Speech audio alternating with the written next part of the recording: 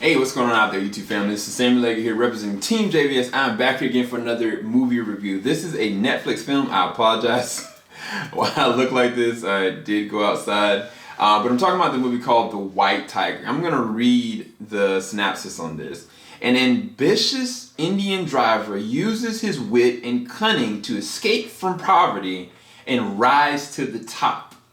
An epic journey based on the New York Times bestseller. I have never read the book. I have no comprehensive understanding of the book, but man, was this a good film. I'll say that off gate. Normally I kind of like warm up to it and let you kind of like marinate in like my emotions with it, but this from the moment it opened up and you kind of seeing this guy and kind of like how he is, and then he starts kind of talking about like how he kind of came up and like his relationship with his dad, his relationship with his brother, his relationship with his grandma that, you know, it seemed like really off-putting. And then growing up into poverty, growing up into, you know, being an intellectual in the midst of a situation that's poverty-ridden. No matter how smart he was, it didn't matter because he was still stuck in what he would call and compromise as being the chicken coop. The chicken coop, he even breaks that down. And I gotta give all the credit to the main actor. The main actor, Adarsh, I apologize if I get his last name wrong, Gourav. He is amazing. Like, he is natural, he is like charming, he is menacing, he's terrifying at times. You can feel empathetic and sympathetic for him at the same time because there's some things that he does in this film that are questionable, that are heartless and emotional, or emotionless, I should say. Matter of fact, the biggest thing about the whole chicken coop aspect of it is that to get out of poverty and to get out of the situation that he's in means possibly forsaking your own family that you love and care about and meeting an untimely death. Matter of fact, some of the most explicit parts in this film from a violence standpoint is the ramifications, flashbacks, or imaginations that he's seen that could happen to his family if he does this or does that.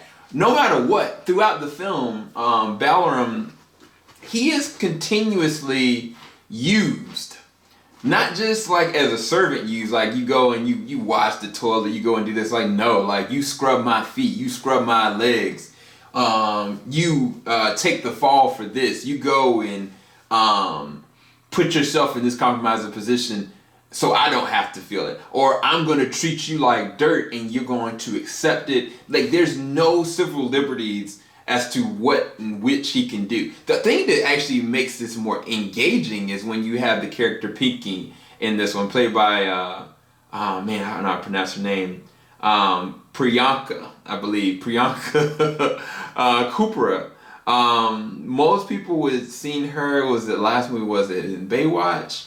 But Quantico is where she got her big headway, because she lived in America for a long extended amount of time, and she looks at the man that she loves and the man that's the husband and the man that Balaram is a servant to, and it's like, if this was in America, this would not fly, you know what I'm saying? And the other thing about this is the character Suk, who is Balaram's like technically person that he is serving or doing an act of service from.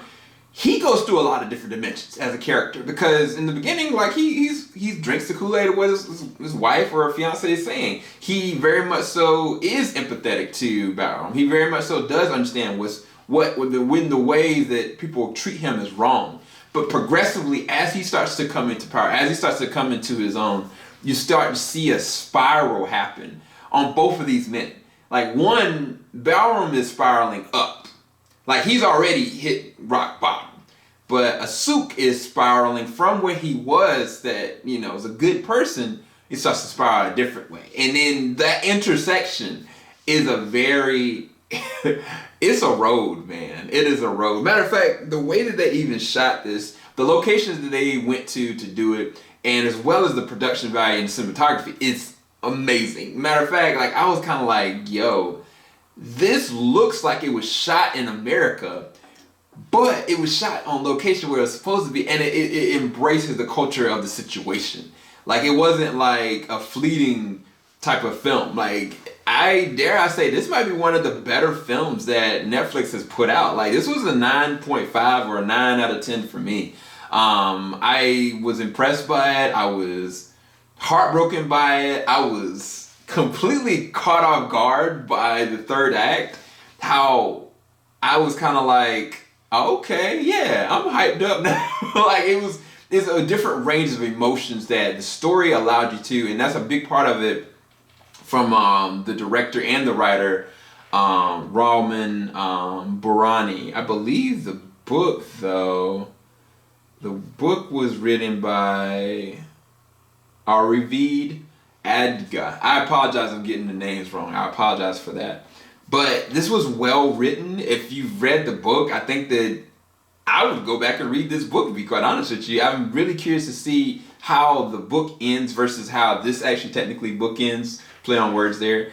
But easily 9 or 9.5 out of 10. One of the better movies I've seen on Netflix all year, and probably one of the better movies that I've seen all year. So anyway, talk to you guys later. Keep it locked. JBS, we ain't gonna stop. Let me know in the comment section below if you enjoyed the film, if you are now wanting to see it, and in addition to that, if you have any other recommendations of films that you want us to go and cover or shows, leave it in the comment section below. Keep it locked. JBS, we ain't gonna stop.